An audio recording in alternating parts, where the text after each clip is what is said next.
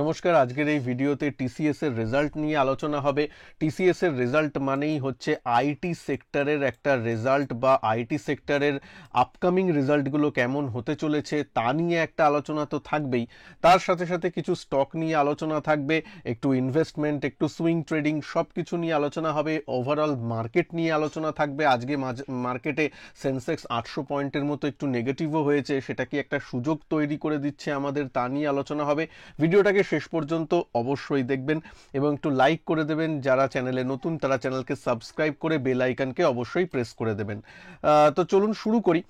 প্রথমে যে স্টকটা নিয়ে কথা বলবো সেটা হচ্ছে আমার one of the favourite stock CDSL. CDSL নিয়ে আমি আজকে একটা পোস্ট, কমিউনিটি পোস্টে আপনাদের সাথে শেয়ার করেছিলাম যে এই চ্যানেলে 800, 1000 এরকম টাকায় কিন্তু এই চ্যানেলে সিডিএসএল স্টকটা কভার করা ছিল, অবশ্যই লার্নিং পারপাসের জন্যে। আজকে সেই স্টকটা আবার 2000 টাকা ছুলো। হ্যাঁ, কিছুদিন আগেও 2000 টাকা ছুঁয়েছিল, আজকে আবার 2000 টাকা ছুলো। মাঝখানে কিছুদিন কনসলিডেট করেছিল সুন্দর, তারপর কিন্তু আবার উপরের দিকে গেছে। এবং আমি আশা করব যে আপনারা প্লিজ এই ভিডিওর কমেন্ট সেকশনে যদি একটু যান, কমেন্ট সেকশনে দেখবেন আমার দেখে খুব ভালো লাগছে যে অনেকেরই নিজে থেকে তারা অ্যানালিসিস করেই হয়তো 800 টাকা, 900 টাকা, 1000 টাকা, 1200 টাকা এরকমই কিন্তু এই সিডিএসএল তাদের পোর্টফোলিওতে আছে।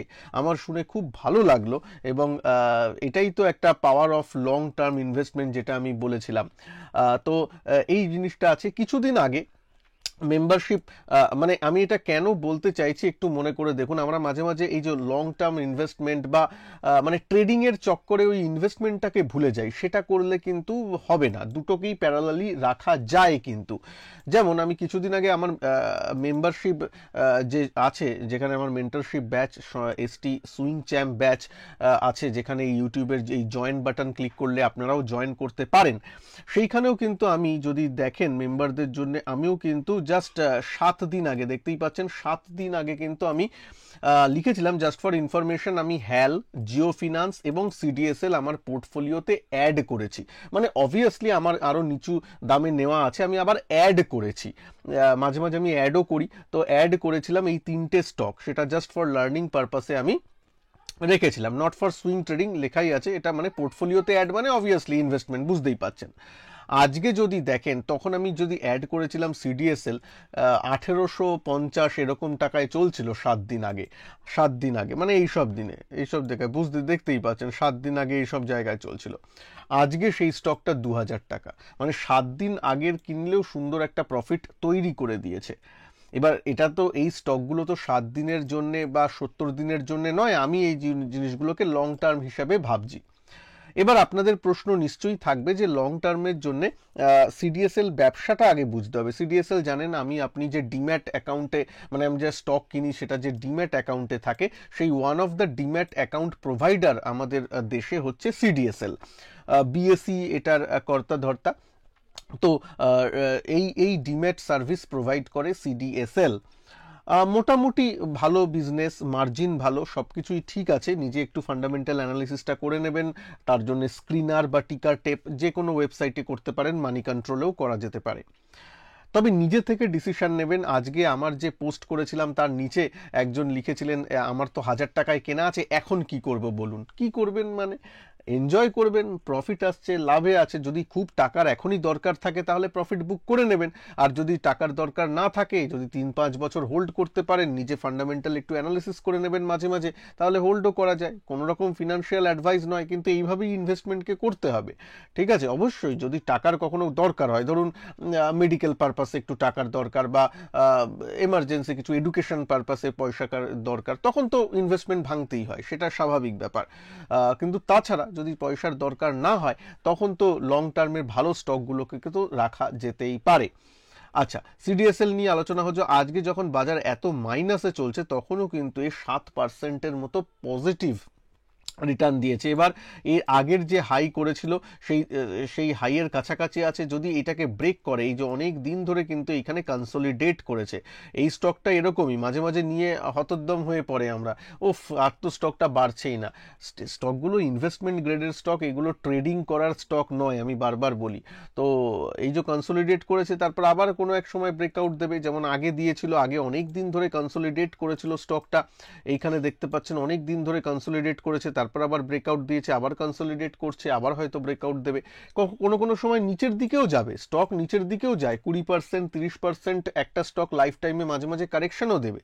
হ্যাঁ, এবার দেখতে হবে যে কারেকশানে আমি ফান্ডামেন্টালটা দেখবো, রেজাল্টগুলো দেখবো, এইভাবে। ঠিক আছে, কমে গেলেও হা হুতাশ করলে চলবে না ভালো স্টকে, আবার বেড়ে গেলেও খুব লাফালাফি করা চলবে না, মানে নিয়ম মেনে কাজগুলো যদি করি তাহলে মোটামুটি ভালো স্টকে থাকলে ভালো হয়। পরের একটা স্টক নিয়ে আলোচনা করি, টিসিএস এর রেজাল্টে একটু বাদেই আসবো। পরের যে স্টকগুলো, ওয়ান অফ মাই ফেভারিট জানেন টাটা মোটরস। টাটা মোটরস আমার সুইং ট্রেডিংয়ের পোর্টফোলিওতেও আছে, অ্যাজ আ ডিসক্লেমার বহুবার বলাও আছে, আপনারা জানেন, যারা আমার মেম্বার তারা তো জানেনই। আর যদি আপনি মেম্বারশিপ জয়েন করতে চান, প্লিজ নিচে জয়েন বাটন আছে, জয়েন করে নেবেন। তো সেখানে টাটা মোটরসও কিন্তু একটা ভালো 1000 টাকার উপরে এখনও স্টে করছে। অবভিয়াসলি যে হাইটা করেছিল 1050, 1030, 1040, এইসব জায়গাতে আবার ফিরে যেতে পারে, এখানে ফিরে যেতে অবশ্যই পারে, সেটা দেখার ব্যাপার আছে। কিন্তু যাই হোক, টাটা মোটরসও খারাপ নয়, auto sector as a whole কিন্তু খারাপ নয়, ভালো চলছে। তারপর যে স্টকটার উপর আমার পার্সোনালি আমি বহুবার এই চ্যানেলে আপনাদের সাথে কভার করেছি, সেটা হলো হ্যালেও কিন্তু দেখুন, এই যে এখানে উপরে গেছিল, তারপর নিচে এসেছে, কনসলিডেট করেছে, এইখানে কিছুদিন কনসলিডেট করেছে, মুভিং অ্যাভারেজগুলোতে সাপোর্ট নিয়েছে, আবার একটা ব্রেকআউট দিয়েছে, আবার কনসলিডেট করেছে, আজকে আবার একটু ব্রেকআউট দিয়েছে। এরকম প্যাটার্নেই কিন্তু ট্যালগুলো চলে। ভালো স্টক, ভালো কোম্পানি ম্যানুফ্যাকচারিং ডোমেনে আছে, মানে মনোপলি বিজনেস ইন্ডিয়াতে। তো এই জিনিসগুলো কিন্তু একটু দেখতে হবে ভালো স্টকে। মাঝে মাঝেই স্টকটা কিন্তু সুযোগ দেয়, এই দেখুন এখানেও দাম কমেছে, এখানেও পড়েছে, এরকম। মানে এই ব্রেকআউটে যে নিতে হবে তার কোনো দরকার নেই, স্টকটা কনসলিডেট করে, মাঝে মাঝে নিচের দিকেও আসে, অনেক সময় দেয়। নিজে অ্যানালিসিস করে যদি মনে করেন যে নিতে হবে, তাহলে ওই সব ডিপসের জন্য একটু ওয়েট কিন্তু করাই যেতে পারে। তারপরে আরেকটা যে স্টক আমি বলবো, যেখানে আমার পার্সোনাল পজিশনও আছে অ্যাজ আ ডিসক্লেমার, সেটা হচ্ছে এলএনটির যদি স্টকটা আমি কাছে পাই, হ্যাঁ, এলএনটি একটু নিচের দিকে এসেছে, একদমই ঠিক আছে, এরকম কনসলিডেট করা বা নিচের দিকে আসাটা খুব স্বাভাবিক ব্যাপার। এবার মুভিং অ্যাভারেজগুলো আছে, এখানে আছে, বা এখানে আসলেও আমি আরও অ্যাড করব, এটা একটু ডিসক্লেমার বলাই থাকলো। আর যদি ফাইনাল এই লেভেলে পাই তাহলে তো কোনো কথাই নেই। হ্যাঁ, তবে এলএনটির রেজাল্ট, এই Q4 এর যে রেজাল্ট, এটা দেখতে হবে। মাঝে মাঝে রেজাল্টের পরে কিন্তু ও মানে একটু কারেক্ট করে, আগের দুটো কোয়ার্টারে সেটা হয়েছে, এবং সেই কারেকশনটা কিন্তু একটা কেনার সুযোগ তৈরি করে দেয়। যদি এবারও কারেকশন হয়, আমি কিন্তু একটু বাইং এর দিকে পার্সোনালি দেখবো। তবে আমি বাইং করব বলেই আপনি বাইং করবেন তা একদমই নয়, একটু নিজে থেকে অ্যানালিসিস করে তারপর ডিসিশন নেবেন। এলএনটি ইনফ্রাস্ট্রাকচার ইন্ডিয়াতে যদি গ্রো করে আগামী 3 বছর 5 বছরে, তাহলে এলএনটি নিশ্চয়ই থাকবে। তবে এগুলোতে সুইং ট্রেডিং এর জন্য একটু বলছি না, বা মিডিয়াম টার্ম সুইং ট্রেডিং এর, মানে 1-2 সপ্তাহের জন্য বলছি না, যেখানে মিনিমাম 2-3 মাস একটু ভিউ থাকলেই জিনিসগুলোতে একটু আসার চেষ্টা করবেন, কারণ এই স্টকগুলো কনসলিডেটও অনেক দিন ধরে মাঝে মাঝে কিন্তু করে থাকে। ওকে, তারপর আরেকটা স্টক নিয়ে কথা বলি, আপনাদের নিশ্চয়ই মানে আসে যে জিও ফিনান্স, সুন্দর হায়ার হাই হায়ার লো তৈরি করে উপরের দিকে যাচ্ছে, মাঝে মাঝেই কনসলিডেট করে নিচের দিকে আসে। দেখতে দেখতে মানে আমার চ্যানেলে 220 টাকা 250 টাকা থেকে কভার করে আসছি। ইভেন যখন স্প্লিট হয়নি, মানে রিলায়েন্স থেকে বেরোবার আগে আমি যখন ঘোষণা হয়েছিল তখন থেকে কভার করে আসছি। এখন তো দাম অনেকটা বেড়ে গেছে, তাও মাঝে মাঝে ডিপস সুযোগ দেয়। জিও ফিনান্সও যথেষ্ট চার্টে ভালো লাগছে, এখনও বিজনেসটা যেহেতু তৈরি হয়নি সেহেতু একটু সাবধানে, সেই রিস্কটা থেকেই যাচ্ছে। ওই রিস্কটা কিন্তু আমি বারবার মনে করিয়ে দিই, আমারও পার্সোনাল ইনভেস্টমেন্ট আছে এখানে অ্যাজ আ ডিসক্লেমার, কিন্তু ওই রিস্কটা আছে আমার, যেহেতু এভারেজ দাম অনেকটা কমে আছে, সুতরাং অসুবিধা তেমন নেই, কিন্তু ওই বিজনেসের ফান্ডামেন্টাল রিস্কটা থেকেই যাচ্ছে, কারণ এখনও বিজনেসটা কিন্তু ওরা শুরু করেনি। আচ্ছা, এইবার আসছি নিফটির কথায়। তার আগে একটু টিসিএস এর রেজাল্টে চলে আসি। টিসিএস এর রেজাল্ট যে বেরিয়েছে, নেট প্রফিট মোটামুটি ভালো হয়েছে, মানে এবং মার্কেট বা বাজার যা ভেবেছিল, অনেক বাজার যা ভেবেছিল বা এস্টিমেশনের থেকে কিন্তু মোটামুটি ভালোই, প্রফিটটা তার থেকে বেশি হয়েছে ধরুন, ঠিক আছে। 9% প্রফিট রাইজ করেছে, ডিভিডেন্ড দিয়েছে 28 টাকা পার শেয়ার ডিভিডেন্ড প্রদান করেছে, সব ঠিক আছে। যতটা আগের 2-3 কোয়ার্টার যদি ভেবে দেখেন আইটিতে আগের 2-3 কোয়ার্টারে কিন্তু খুব বাজে রেজাল্ট চলছিল, এখন কিন্তু সেটা নয়। আইটি কিন্তু এখন একটু ঘুরে দাঁড়িয়েছে বলে মনে হচ্ছে। অবশ্যই শুধুমাত্র টিসিএস এর রেজাল্ট দেখলেই হবে না, আমি যেখানে ইনফোসিসের রেজাল্টটা দেখেই কিন্তু টোটাল আইটি সেক্টরের উপর একটা ডিসিশন নেওয়া যায়, তাই জন্য আমি ইনফোসিসের রেজাল্টের জন্য ওয়েট করব। তো টিসিএস এর রেজাল্টটা এক নজরে আমি পুরোটা পড়েছি, রেজাল্টের আপনাদের সামনে পুরো আর আর্টিকেল পড়ছি না, কিন্তু টিসিএস এর রেজাল্টটা খারাপ হয়নি, ভালো হয়েছে। অনেকে প্রশ্ন করেন যে কোথায় টিসিএস এর রেজাল্ট, এই রেজাল্টগুলো দেখতে পারবো? মানি কন্ট্রোলে দেখতে পারেন, ইকোনমিক টাইমসে দেখতে পারেন, যে কোনো জায়গায়, ঠিক আছে। তবে মানে বলবো যে খুব এক যে বিশাল বড় আহামরি তাও হয়নি। দেখুন, লার্জ ক্যাপ বা মেগা ক্যাপ এই কোম্পানিগুলো খুব যে গ্রোথ হবে আপনি যদি ভাবেন যে 20% 30% হারে গ্রো করবে, তা তো হয় না। কিন্তু যা লার্জ ক্যাপ বা মেগা ক্যাপের অনুযায়ী যা গ্রোথ, বা আগের যে 2-3 কোয়ার্টারে যে মিজারেবল পারফরমেন্স করেছিল আইটি সেক্টরের স্টকগুলো বা আইটি সেক্টরের রেজাল্টগুলো যে খারাপ আসছিল, তার থেকে মাচ বেটার রেজাল্ট হয়েছে কিন্তু টিসিএস এর এই কোয়ার্টারে, ঠিক আছে।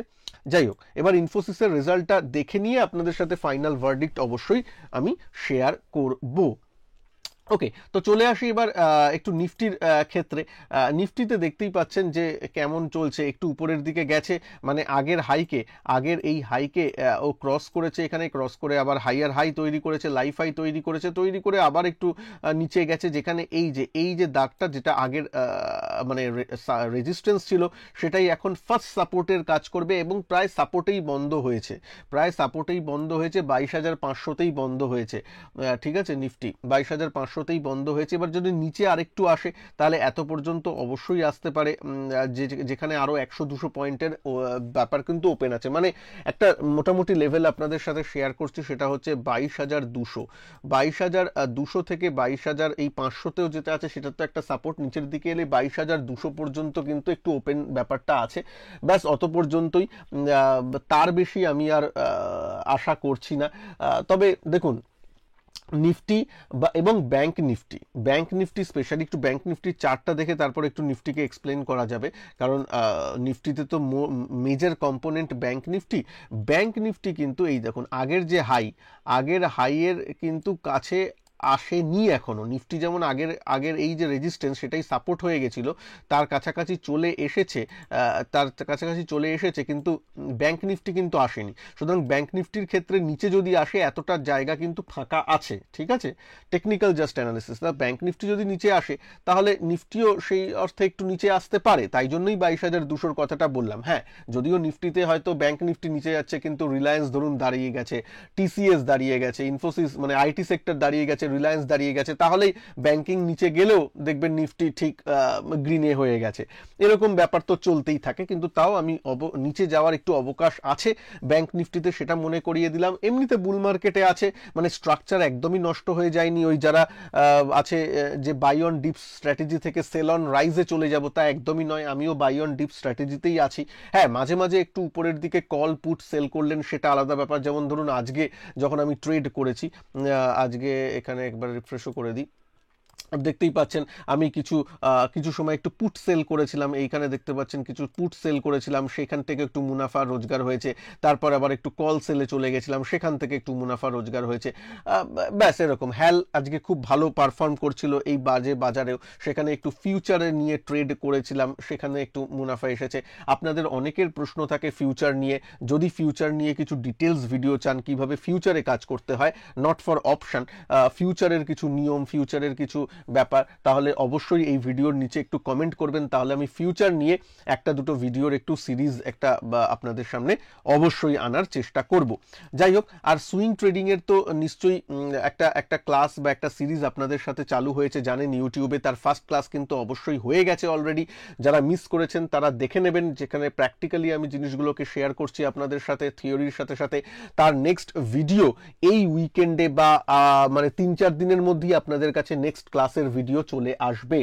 ঠিক আছে, যাই হোক, তো নিফটিতে মোটামুটি সাপোর্টে আছে।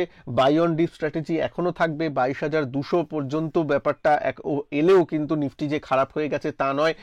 মাঝে মাঝে যখন অপশনে কাজ করবেন একটু সেলিং এর উপর ফোকাস রাখলে ঠিক আছে। বাইং এর দিকে মাঝে মাঝে এক্সপায়ারির দিকে একটু ভোলাটিলিটিতে অসুবিধা হতে পারে, বেশি কোয়ান্টিটি নিয়ে ট্রেড করবেন না অ্যাটলিস্ট ভোটের আগে পর্যন্ত, এইটুকুনি একটু বলা থাকলো। আর তার মধ্যে স্টকগুলো তো ঠিকঠাক চলছে, কোচিন শিপইয়ার্ড সুন্দর চলছে। আর এবার দেখুন মাঝে মাঝে কিছু স্টক নিচের দিকে আসবে, মাঝে মাঝে উপরের দিকে যাবে, কিন্তু স্ট্রাকচার সব কিছুরই ভালো আছে। এখনও যে খারাপ হয়ে যাওয়ার মতো অ্যালার্মিং আজকে অনেকটা নিচে গেছে বলে, সেন্সেক্স নিচে গেছে বা নিফটি নিচে গেছে বলে ভয় পাওয়ার তেমন কিছু নেই, এইটাই বলার কথা। এবং নিচে এলে যদি ভালো স্টকগুলো থাকে একটু ইনভেস্টমেন্ট করবেন, আমিও আজকে ইটিএফে একটু ইনভেস্ট করেছি, এরকম ব্যাপারগুলো কিন্তু রাখবেন মাথায়। যাই হোক, আশা করি ভালো লাগলো এই ভিডিওটা, একটু লাইক করে দেবেন। আর আপনাদের জন্য যারা ক্লাসটা মিস করেছেন সুইং ট্রেডিং এর, সেই ক্লাসের ভিডিওটা আপনাদের কাছে চলে আসবে এই স্ক্রিনে, একটু দেখে নেবেন। ভালো থাকবেন সবাই, নমস্কার, জয় হিন্দ, বন্দে মাতরম।